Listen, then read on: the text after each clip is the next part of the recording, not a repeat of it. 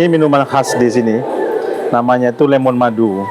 Ini ada serai atau sarai di bahasa Minang.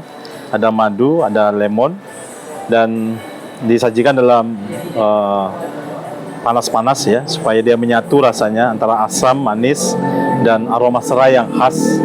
Dan ini enak memang diminum dalam perjalanan karena menghangatkan tubuh, dan tentu saja ini adalah makanan yang minuman maksud saya yang sehat untuk kita yang sedang dalam perjalanan.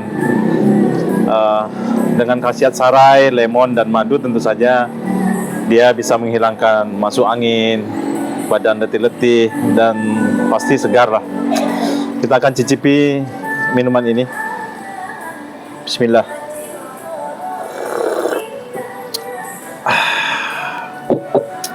Sedap sekali.